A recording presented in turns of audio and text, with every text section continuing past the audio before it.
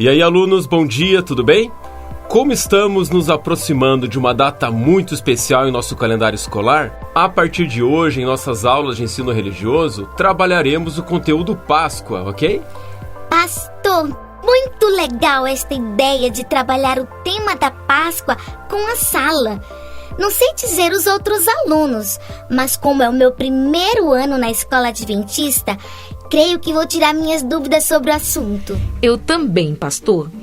Uns falam uma coisa, outros falam outra, e tem gente que coloca um coelho no meio da história. Sempre tive curiosidade para entender o que a Páscoa é na realidade. Essa história começou há muito tempo atrás.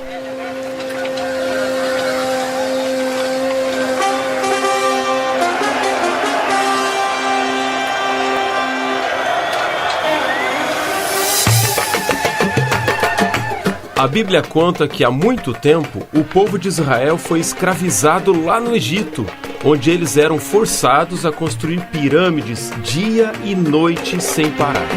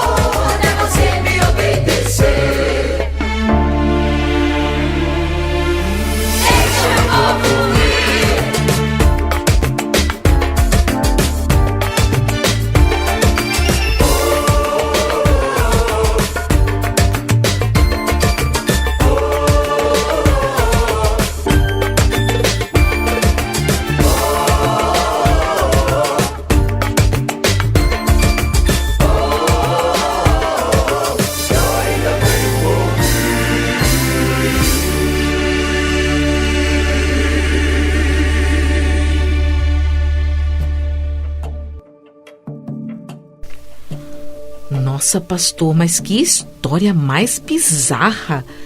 Precisou acontecer toda essa confusão para que o faraó libertasse o povo de Deus do Egito? E a Páscoa? Onde entra nessa história? Sim, devido ao coração duro de Faraó, Deus enviou 10 pragas aos egípcios para perceberem que o Deus dos hebreus era mesmo o único Deus verdadeiro. E a última praga foi a pior de todas: a morte de todo o primogênito dos egípcios, após a passagem do anjo da morte. Explica isso melhor, pastor. Como assim? Claro, eu vou explicar para vocês. Deus, como a gente falou, teve de mandar no Egito 10 pragas. E a última, como a gente também já conversou, foi a pior delas, a morte dos primogênitos. Como todas as pragas, também foi uma praga anunciada. E naquele dia em que a praga aconteceria, Cada família hebreia deveria fazer o seguinte, olha só, pegar um cordeiro, matá-lo ao pôr do sol, e depois esse cordeiro, dentro da casa, seria comido por toda a família, junto com pães asmos, que era um pão sem fermento, e ervas amargas. Havia algumas outras regras, mas o mais importante que eu quero destacar aqui é que o sangue do cordeiro deveria ser passado pelo lado de fora, ao redor da porta, nos umbrais das portas. Quando o anjo da morte chegasse naquela noite no Egito e ele não encontrasse o sangue na porta, ele entraria e tiraria a vida do filho primogênito daquela casa. Mas na família dos hebreus isso não aconteceu, porque o anjo chegando e vendo o sangue na porta, ele não entrava, ele passava por cima. Essa ideia de passar por cima vem do verbo hebraico pechá. Pechá significa passar por cima. Esse é o significado da Páscoa, libertação. O anjo não entrou, poupou a vida de quem estava lá dentro. Pode falar, Davi. Desde o começo da aula eu tô aqui ouvindo, mas juro que nunca tinha ouvido essa história que a Páscoa começou assim. Pra mim, na minha casa, Páscoa sempre foi ovo de Páscoa, coelho, até cantava aquela musiquinha. Coelhinho da Páscoa, que trazes pra mim. Enfim, mas agora eu estou vendo que é um significado bem mais profundo do que simplesmente chocolate e ovos de coelho. E coelho nem bota ovo. A Páscoa era uma celebração que evidenciava a libertação do Egito, mas também uma futura libertação na qual o Cordeiro verdadeiro se ofereceria a todos os que crescem nele. Era a libertação do pecado.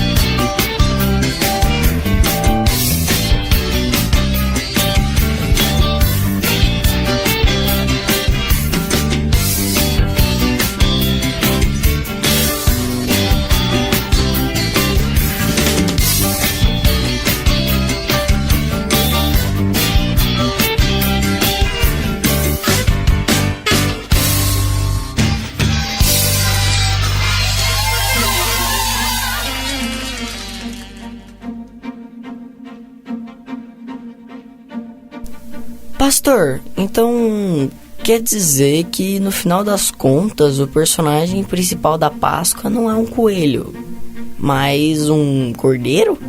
Essa aula está abrindo meus olhos para algumas coisas que eu nem sequer tinha ouvido falar. Pode contar um pouco mais sobre essa história? Porque, pelo que eu entendi, o Cordeiro da Páscoa era um símbolo de outro cordeiro que morreria. Como é que isso funciona mesmo? Davi, é isso mesmo, você pegou a ideia. O Cordeiro da Páscoa simbolizava outro cordeiro que viria morrer pelo ser humano. Na verdade, após a entrada do pecado no mundo através de Adão e Eva, um cordeiro precisou ser morto, mas aquele cordeiro não teria o poder para salvar o ser humano, mas o verdadeiro Cordeiro de Deus sim, Jesus. Esse poderia salvar o ser humano de seus pecados e da morte eterna.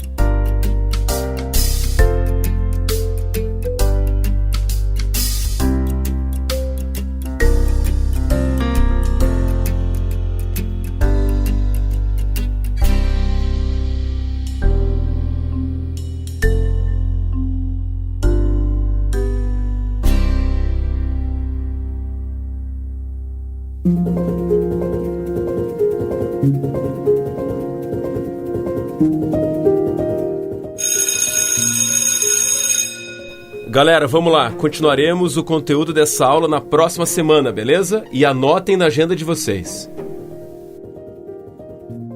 Pastor, você pode me atender um instante? Com certeza, Davi. No que eu posso te ajudar?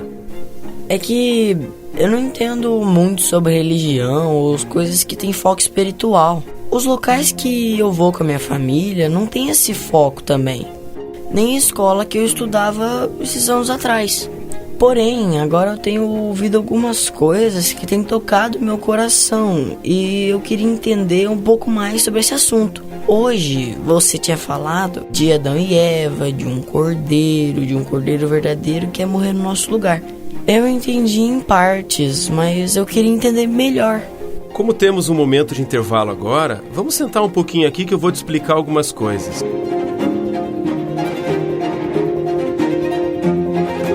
Olha só, o cordeiro sobre o qual eu te falei no final da última aula e que era morto todos os dias em sacrifício pelos pecados do povo, era só uma figura, um símbolo de um cordeiro que viria morrer por todo o ser humano. E esse cordeiro, por todas as características que ele apresenta, Davi, se encaixa perfeitamente em Jesus. Me fala um pouco mais sobre esse Jesus.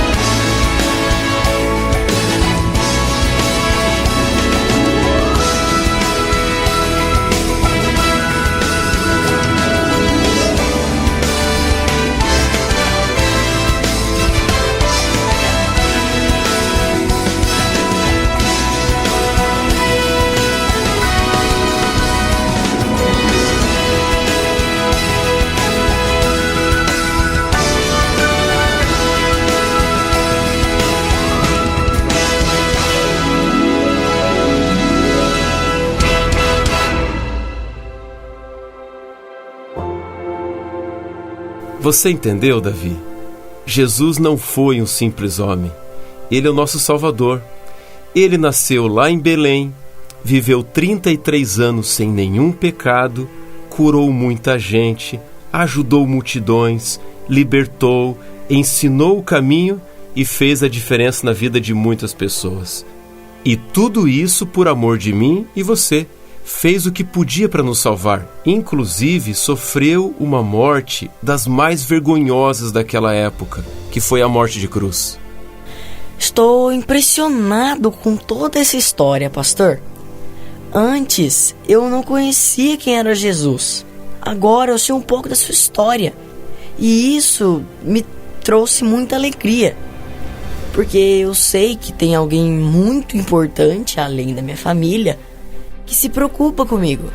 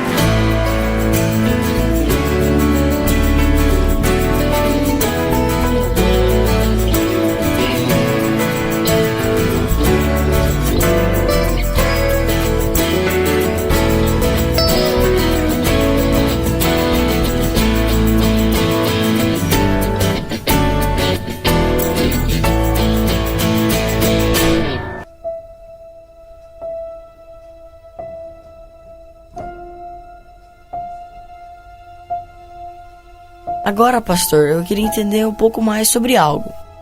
Por que Jesus precisaria morrer e, ainda como você tinha falado, morrer da forma mais vergonhosa para aquela época? Precisava disso tudo mesmo? No Velho Testamento havia um número grande de profecias na Palavra de Deus que mostravam muitos detalhes sobre a vida do Messias, sobre o seu ministério, sobre a sua morte. Interessante que todas essas profecias se cumpriram uma a uma, precisamente, nos mínimos detalhes, mostrando que Jesus, de fato, era o Filho de Deus, aquele que morreria em nosso lugar. Os romanos que executaram a sentença contra Jesus eram muito cruéis. Eles pregavam mãos e pés do condenado na cruz, um pedaço de madeira. A pessoa ficava suspensa, mal conseguia respirar. Era uma agonia terrível. Pense, Davi, que a cruz não era uma forma de execução, era uma forma de tortura, para deixar a morte mais lenta e mais dolorosa possível. Sem falar que antes da crucifixão, Jesus sofreu terríveis açoites, uma coroa de espinhos foi colocada na cabeça dele, e ela era pressionada com força, de maneira que os espinhos entravam em sua carne. Eles também colocaram um manto sobre Jesus, claro, num sentido de deboche, dizendo: esse é o rei dos judeus. Mas eles não sabiam que aquele era muito mais do que o rei dos judeus. Ali estava diante deles o rei de todo o mundo.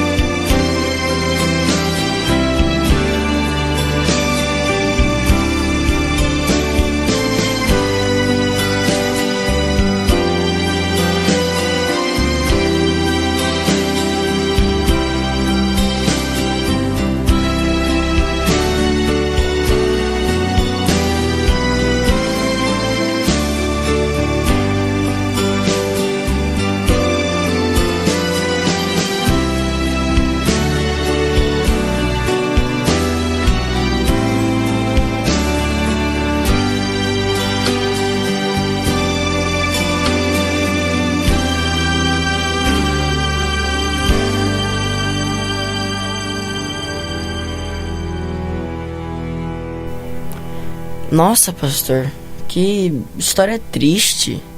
É muito sofrimento para uma pessoa só.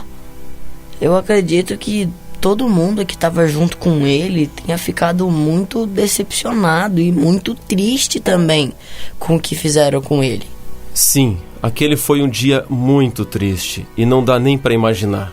Se a gente pensar, o sofrimento de Jesus começou antes da cruz. Na noite anterior, ele estava orando ao Pai numa agonia tão terrível, porque sabia o que ia acontecer, que ele chegou a suar gotas de sangue.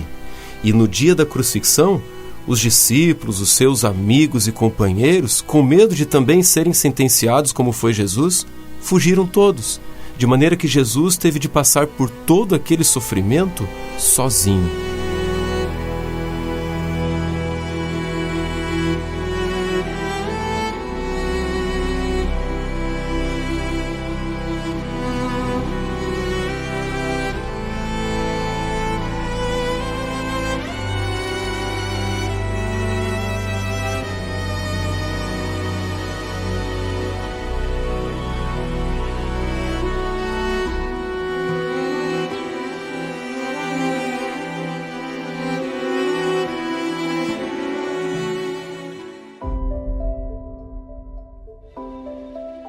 Pastor, mas ele morreu assim e tá tudo certo? Tudo bem?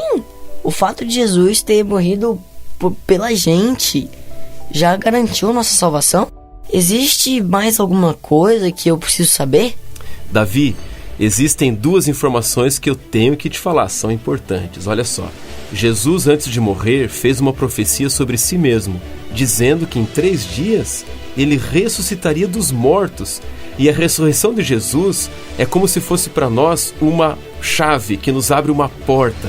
E através dela, Jesus venceu a morte e também nos deu o direito de vida eterna que havia sido perdida pelos nossos pais lá no Éden.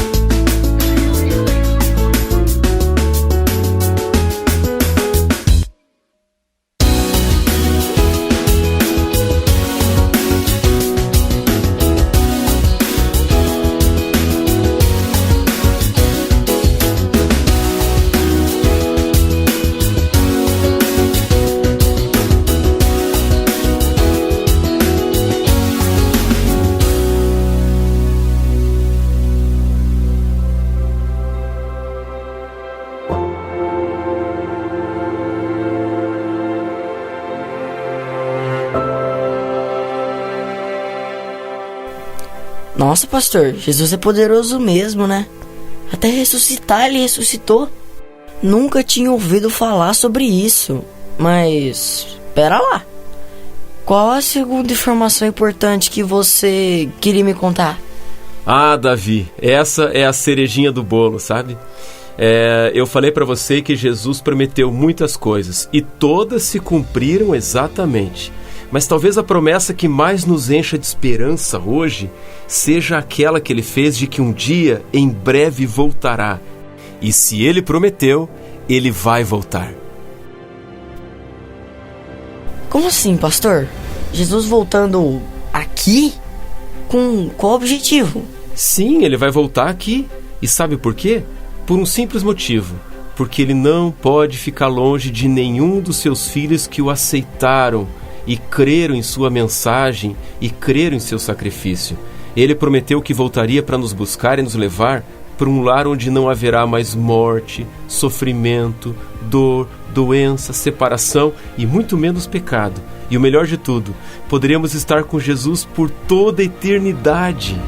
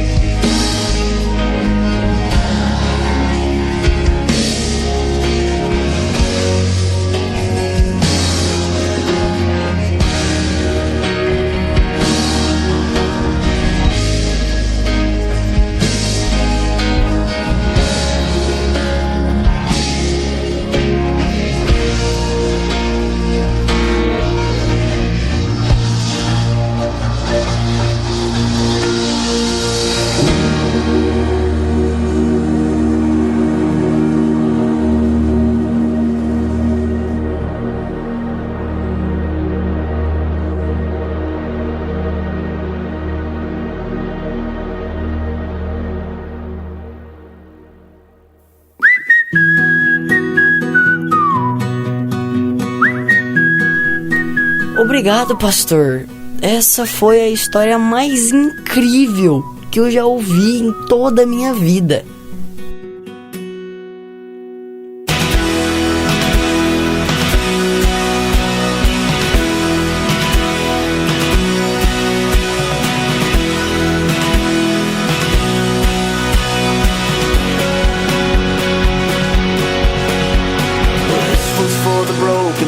Lame, the weak, too afraid to start the dreams that only came to pass them by. Here's to the broken man who stood and watched when he heard you can't. 'Cause it shows me that faith is more than sight.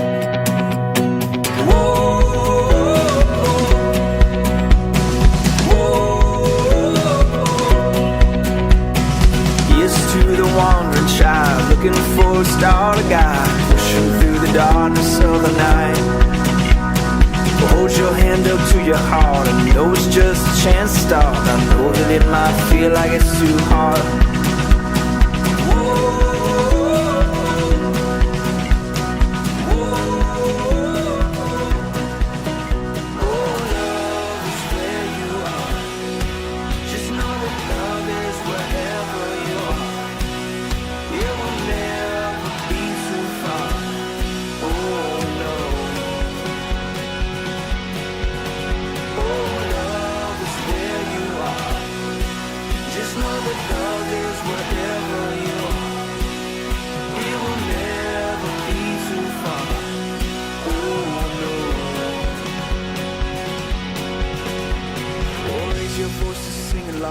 This is not the time to watch. Grab a hand and make this day our march.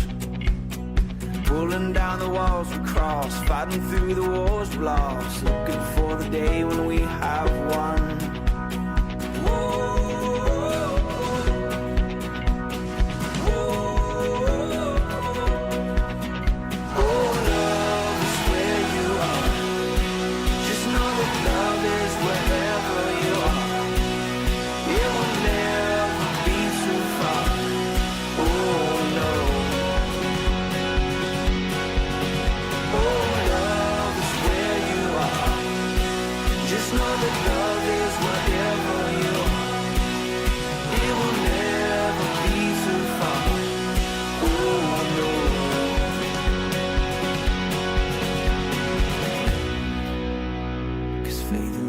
All you need.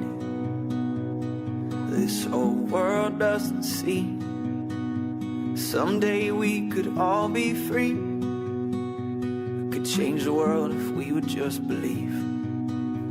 'Cause faith and love is all you need. This whole world doesn't see. Someday we could all be free. Yeah, we could change the world